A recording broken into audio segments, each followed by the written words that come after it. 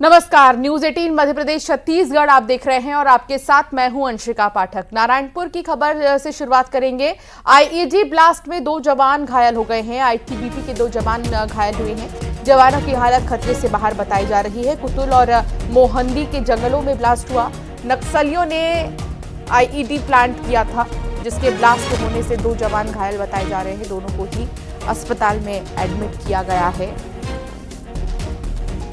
ITBP के हैं दोनों ही जवान और जवानों को नुकसान पहुंचाने के लिए नक्सलियों ने आईईडी प्लांट किया था, जिसके ब्लास्ट होते ही 2 जवान घायल हो गए हैं।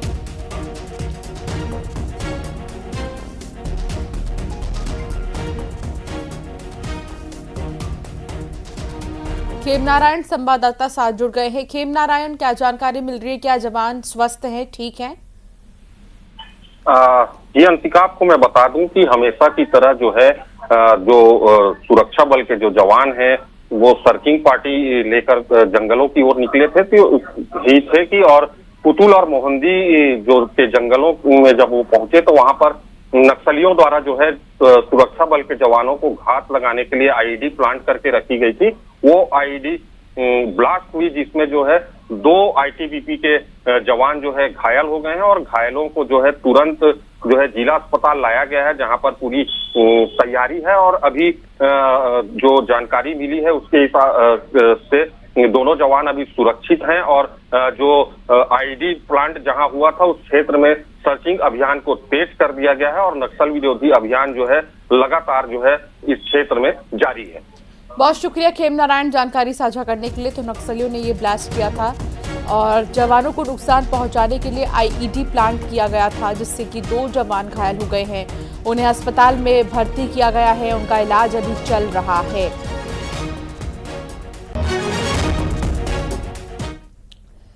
छत्तीसगढ़ में एनआईए का सर्च ऑपरेशन जारी है। नक्सली एरिया में कई जगहों पर एनआईए का सर्च ऑपरेशन जारी है। आईईडी ब्लास्ट की एनआईए जांच कर रहा है। विधानसभा चुनाव के दौरान आईईडी ब्लास्ट हुआ था। आईईडी ब्लास्ट की जांच के सिलसिले में एनआईए की टीम सर्चिंग कर रही है। शंकर आनंद संवाददाता साथ जुड़ गए हैं। शंकर, क्या जानकारी मिल रही है एनआईए के सर्च ऑपरेशन को लेकर? देखिए, जिस तरह से जांच एजेंसी एनआईए के द्वारा एक बड़े सर्च ऑपरेशन की शुरुआत जो है हालांकि कल गुरुवार को किया गया था, जो आज भी कई लोकेशन पर सर्च ऑपरेशन की कार्रवाई को अंजाम दिया जा रहा है। तमाम सबूतों को इकट्ठा किया जा रहा है और खास तौर पर ऐसे आरोपी जिसकी भूमिका उस मामले को लेकर रही है। हालांकि अगर मामले की बात करें तो साल 2023 में जिस तरह से छत्तीसगढ़ में विधानसभा चुनाव के दौरान में वहां पर एक आईडी ब्लास्ट हुआ था और वहां पर कई आरोपियों की भूमिका निकल के आई थी। तो इस मामले में केस रजिस्टर करने के बाद आज जो है इस मामले में आगे की कार्रवाई को अंजाम दिया जा रहा है। और जिस तरह से अगर आईडी ब्लास्ट की बात करें तो 2023 में जब ब्लास्ट हुआ था उस वक्त में काफी जो कहा जा सकता है कि एक उस मामले को लेकर चर्चाएं हुई थी। और जिस तरह से आईटीबीपी के जवान जब जो खास तौर से आईटीबीपी के जो 615 बटालियन जो है वो जब वहां से गुजर रहे थे, उस वक्त में कई जवान जो है वो घायल हुए थे। तो इस मामले की गंभीरता को देखते हुए साल 2023 में नवंबर में इस केस को बाद में टेक ओवर किया गया था और बाद में इस केस में आगे इन्वेस्टिगेशन करते हुए कई ऐसे लोगों की भूमिका निकल के आई थी जिसका नक्सली संगठनों के साथ में भी संबंध रहा था। तो आज कई लोकेशन पर बाकायदा उनसे जुड़े हुए जो ऐसे माओइस्ट हैं उससे जुड़े हुए लोकेशन पर कल और आज तफ्तीश की जा रही है और तफ्तीश करने के बाद कई महत्वपूर्ण जो सबूत हैं उसको इकट्ठा किया गया है। इसके साथ ही सर्च ऑपरेशन के दौरान में कई आरोपियों के मोबाइल और तकरीबन 2,98,000 मतलब कहा जा सकता है तकरीबन 3 लाख रुपया की नकदी जो है वो भी बरामद किया गया।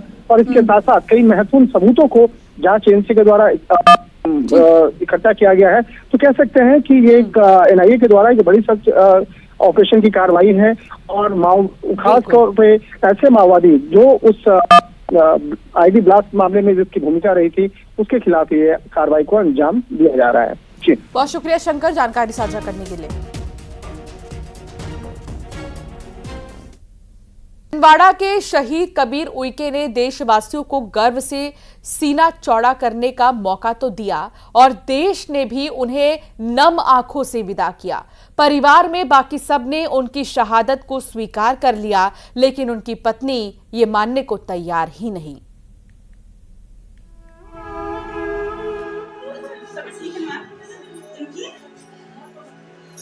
ठीक है, नहीं इलाज चल रहा है ना,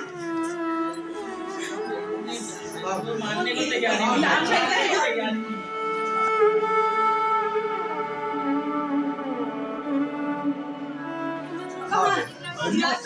कैसे मान ले ममता, क्यों मान ले ममता, कैसे तोड़ दे अपनी चूड़ियां, कैसे गले और माथे को सूना कर दे।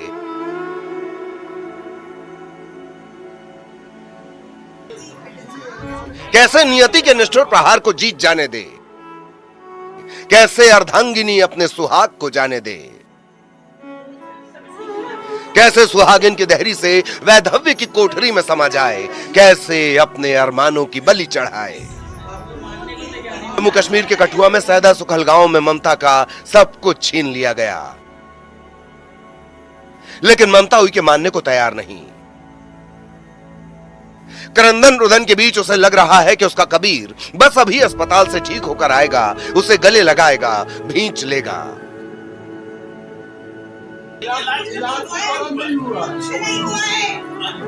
ममता की हालत देखकर पत्थर रोने लगे तो फिर डीआईजी नीतू सिंह की आंखें क्यों ना नम होती। वो आई तो परिवार को समझाने के लिए थी, लेकिन ममता की हालत ने कठोर वर्दी के अंदर के कलेजे को हिलाकर रख दिया। सब ठीक है मैम, इनकी तबीयत ठीक है, नहीं इलाज चल रहा है ना,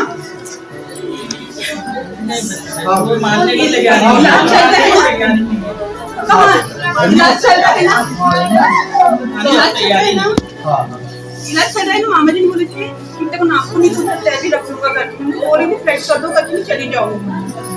हाँ मेरी बात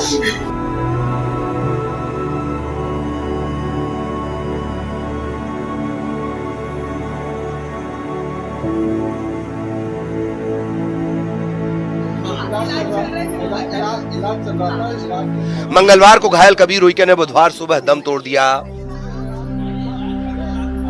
छिंदवाड़ा की बिछुआ तहसील के पुलपुल डोह के रहने वाले 35 साल के कबीर ने 2011 में सीआरपीएफ ज्वाइन की थी। इस छोटी सी उम्र में भारत की जिस जमीन की रक्षा करते करते शहादत दी, उसी जमीन ने जिंदगी खत्म होने के बाद कबीर को अपनी गोद में सुला लिया।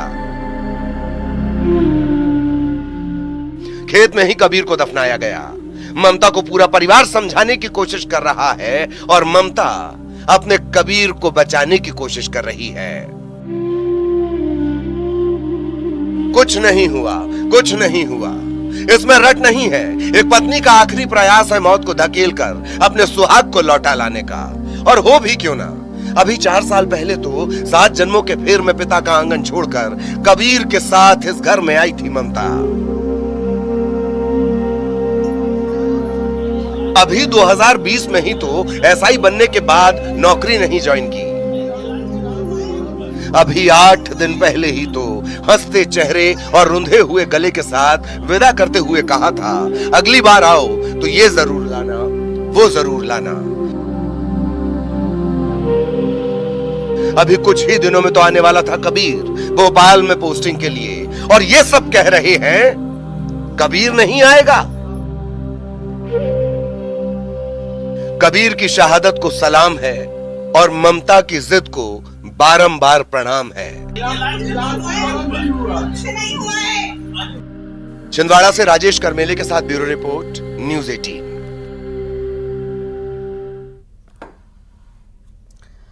निजामुद्दीन से दुर्ग जा रही गोंडवाना एक्सप्रेस में शर्मनाक वाकया हुआ।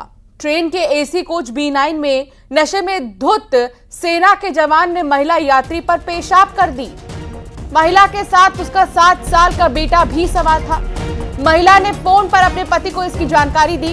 पति ने तत्काल 139 पर इसकी शिकायत भी की, लेकिन ग्वालियर और झांसी में आरपीएफ ने जवान के खिलाफ कोई कार्रवाई नहीं की। इसके बाद महिला ने खुद पीएमओ और रेल मंत्री को ऑनलाइन शिकायत की। अब इस मामले की जांच शुरू कर दी गई है। वाकया आगरा और ग्वालियर रेलवे स्टेशन के बीच का है। शिकायत करने वाली महिला छत्तीसगढ़ की निवासी है।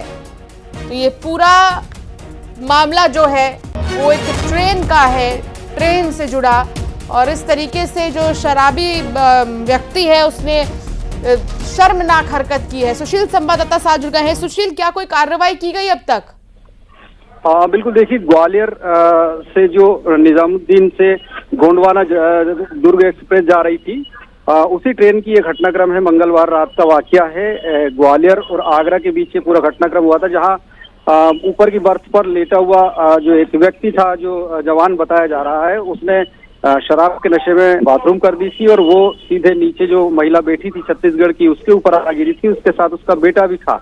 इस बात की शिकायत उसने अपने पति से की और पति ने तत्काल 139 रेलवे की शिकायत की। उसके बाद आरपीएफ की टीम ग्वालियर स्टेशन पे पहुंची, लेकिन औपचारिकता करने के बाद लौट गई। इसी तरह से झांसी पर भी आरपीएफ की टीम कोच में पहुंचने के बाद औपचारिकता करके लौट गई थी।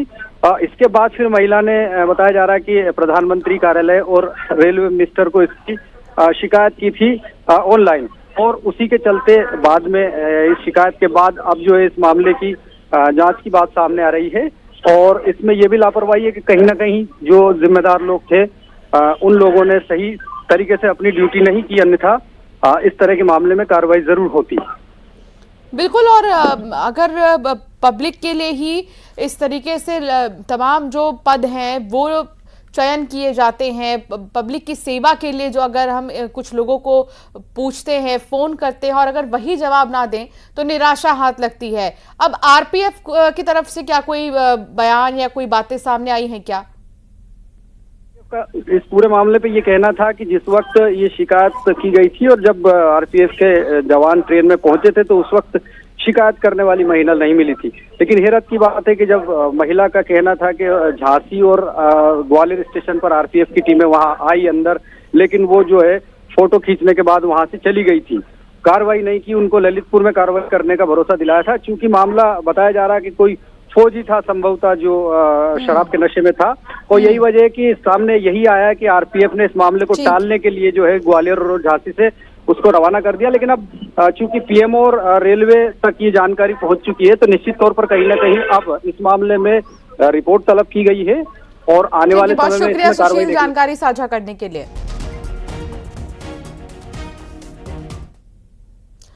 छत्तीसगढ़ में बारिश शुरू होने के पहले रेत माफिया सक्रिय हो गए हैं।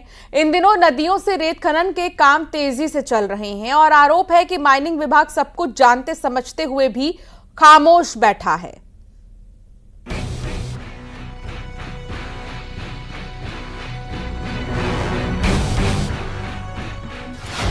रेत का काला कारोबार,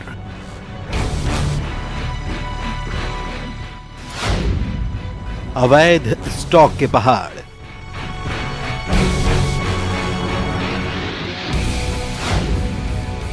नॉन स्टॉप खनन,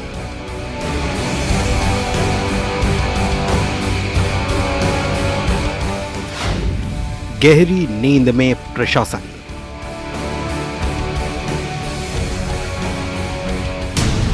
नदियों का सीना रेत माफिया इन दिनों छलनी कर रहे हैं। नॉन स्टॉप अवैध रूप से रेत का खनन काम जारी है, बल्कि और तेजी से चल रहा है। इसकी वजह भी है, ऐसा नहीं है रेत की मांग बढ़ गई है, लेकिन रेत माफिया के लिए हाई टाइम है। तस्वीरें देखिए, यहाँ मैदान में रेत का भंडार है, ऐसा भंडार कि ये किसी नदी का किनारा लग रहा है। तस्वीरें जगदलपुर की हैं। दरअसल यहाँ अवैध रूप से रेत का भंडारण किया जा रहा है। अवैध भंडारण की वजह है बारिश। जी हाँ, दरअसल बारिश के दिनों में रेत के खनन का काम बंद हो जाता है। नदियों में पानी इतना ज्यादा होता है, साथ ही उनका प्रवाह भी इतना ज्यादा होता है कि रेत का खनन असंभव हो जाता है। ऐसे में रेत माफिया अपने धंधे को चलाने के लिए रेत को बारिश से पहले स्टॉक करना शुरू कर देते हैं, जो नियम के मुताबिक गलत है। लोगों का कहना है कि ये सब कुछ माइनिंग विभाग की साठगांठ से होता है। हालांकि अवैध स्टॉक को लेकर कलेक्टर ने जांच के निर्देश दे दिए हैं। जहां पे वैध भंडारण के लिए जो लाइसेंसेस जारी किया गया है, जो पहले से जारी हुआ है, उसको वहाँ पे भंडारण करने के लिए कहीं कोई आपत्ति नहीं है। आपके माध्यम की तरह संज्ञान में आया है कि यहाँ पे अवैध भंडारण हुई है। मैं माइनिंग वालों को निर्देशित करूँगा कि जाके चेक करें और अवैध अगर हुआ है तो उसके खिलाफ कार्रवाई करें। अब रेत के अवैध खनन की एक और तस्वीर देखिए। तस्वीरें कांकेर के माहौद की हैं। यहाँ रात के समय खनन चल रहा है। ये तब हो रहा है जब पिछले दिनों विधायक ने रेत खदान पर प्रशासन के साथ छापेमारी की थी। मौके से तब 2 चेन माउंटेन जब्त की गई थी, लेकिन कार्रवाई का रेत माफिया पर कोई असर नहीं हुआ। अवैध रूप से खनन अब भी जारी है। हालांकि कलेक्टर ने सख्त कार्रवाई का भरोसा दिया है। उसमें बिल्कुल ये इस तरह का माफिया लोग अगर कुछ काम करे तो उसमें कड़ी कार्रवाई हो जाएगी। जैसे पहले ही उसमें बंद था उसी तरह से ही वो बंद रहेगा। जो नियम में है, नियम से ही चल रही है। उतने ही रेत खदान, क्योंकि रेत की थोड़ी आवश्यकता डेवलपमेंट वर्क को लगती है, उतने ही चलेंगे। बाकी सब बिल्कुल 100% बंद रहेगा। सर वहां जा रहा है, वहां पे जा रहा है, नहीं गलत है, वो उस पर कार्रवाई करेंगे। और वहां का एसडीएम कोई कार्रवाई नहीं कर रहा है। नहीं, बिल्कुल कार्रवाई, कड़ी कार्रवाई हो जाएगी। रेत के अवैध कारोबार के तार रसूखदारों से जुड़े हुए हैं। प्रशासन कार्रवाई करने का दावा तो करता है, लेकिन हकीकत कुछ और ही है। और ये बात कांकेर और जगदलपुर की घटना से बखूबी समझी भी जा सकती है। Bureau report, news 18।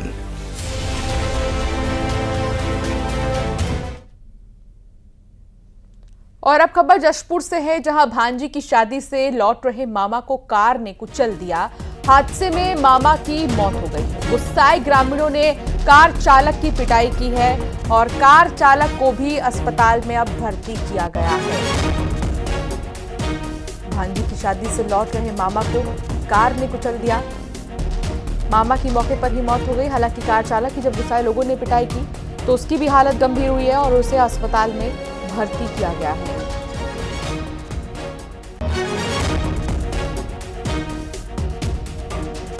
जशपुर में तेज रफ्तार का कहर नहीं थम रहा और ऐसे में कार ने एक शख्स को कुचल दिया, जिसमें कि उसकी मौत हो गई है और कार चालक की भी हालत गंभीर है, जिसे अस्पताल में भर्ती किया गया है।